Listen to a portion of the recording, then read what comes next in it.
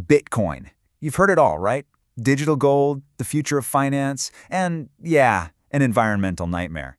But what if we could have the code without the carbon?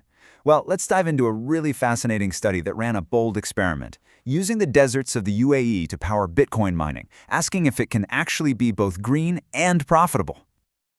Okay, to really get why this is such a huge deal, you have to see the numbers. And honestly, they're kind of shocking. A single Visa transaction, we're talking less than half a gram of CO2. A single Bitcoin transaction, a whopping 233 kilograms. I mean, that's not even in the same ballpark. It perfectly sets the stage for the problem these researchers are trying to crack. So here's how we're going to break it all down in this explainer. First, we'll get a handle on just how big Bitcoin's energy problem really is. Then, we'll check out this desert experiment that came up with. We'll look at the money, the big $42 million question, see what the green payoff is, and then, at the end, ask, is this solution really as good as it sounds? All right, first up, let's really wrap our heads around the scale of this energy problem. And believe me, this isn't just about a few extra computers plugged in. We are talking about something on a truly global scale. Okay, get this. According to data from 2018 referenced in the paper, the Bitcoin network was chugging through an estimated 45.8 terawatt-hours of energy in a single year. Now, that number is so huge, it's almost meaningless, right? So let's try to put it into perspective. That much electricity, that's about the same as what the entire country of Ireland uses in a year. Or Austria. Think about that. All the homes, all the businesses, all the lights in a whole country just to run one cryptocurrency network. And all that energy has a direct cost. And yeah, that energy consumption translates into a massive carbon footprint. In that same year, the network was estimated to have pumped out 22 megatons of CO2. Again, to put that in perspective, that's on par with the total annual emissions of countries like Jordan or Sri Lanka. So the takeaway here is simple. This is a nation-sized problem. Which leads us right to the solution this study wanted to test. If dirty energy is the issue, can clean energy be the answer? And more specifically, what if we used all that sunshine in the desert? Now, the setup they proposed is actually pretty clever.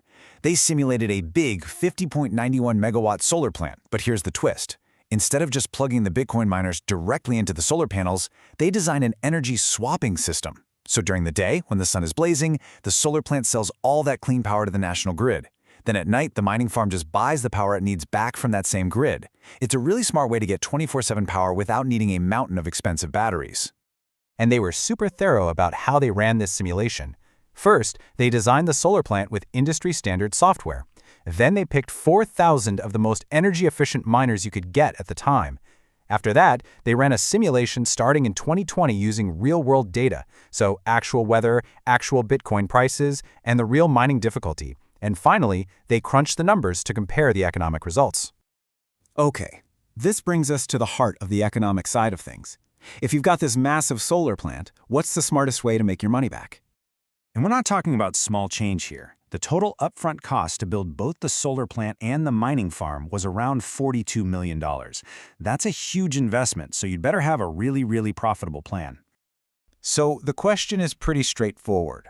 Do you take all that solar power and just sell it to the grid at the standard rate? Or do you use it to mine Bitcoin with all the crazy price swings and risks that come with it? The simulation was set up to give a clear answer. And the results? Whoa, they were pretty staggering. If you just sold the power to the grid, the simulation showed it would take about 8.1 years to pay off your investment. But if you used that same power for Bitcoin mining, you'd get that entire $42 million back in just 3.5 years. We're talking less than half the time. That's a huge difference. And to make it even more real, the study calculated that even if you took out loans to finance the whole thing, by the end of 2023, the operation would have generated a positive cash flow of $27 million. So the numbers are pretty clear. From a purely financial point of view, solar-powered mining isn't just possible, it's incredibly profitable. But hey, this was never just about the money, right? The whole point was to see if this could actually be a green solution. So what about the environmental payoff? Well, the environmental analysis found that by using solar instead of the UAE's typical fossil fuel-based grid, this single project, could prevent 50,000 tons of CO2 from being emitted every single year. And to help you picture what 50,000 tons of CO2 looks like, that's the same environmental benefit as taking more than 10,700 gasoline-powered cars off the road. Every single year. For just one mining facility, that's a pretty massive impact. So it makes a ton of money, and it cuts carbon emissions. Sounds like a perfect win-win situation, doesn't it? Well, the paper is really careful to point out a major catch, a kind of hidden environmental cost that we just can't ignore. Because here's the thing about Bitcoin mining. It's a constant arms race. To stay profitable, you have to keep upgrading to the latest, fastest, most efficient hardware. So, what happens to the thousands of old machines when they're no longer good enough? This is the hidden problem: e-waste. The study estimates that when it's time to upgrade the 4,000 miners in just this one simulated facility, it would create about 38 metric tons of electronic waste. That's a literal mountain of old computer parts, full of potentially nasty materials, all from just one operations upgrade cycle. And you know, this is why this research is so important. As the authors themselves put it, their goal was to give us a complete picture, not just the good stuff, the opportunities, but also the very real challenges that are still there. They're not trying to sweep the downsides under the rug.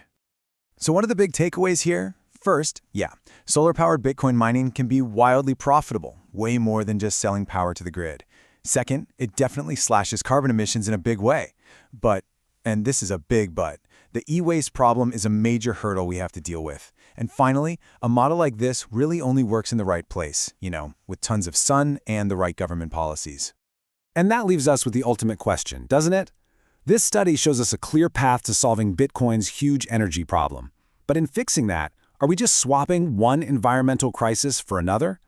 The answer probably depends on whether we can innovate on recycling and sustainability just as hard as we've innovated on mining itself.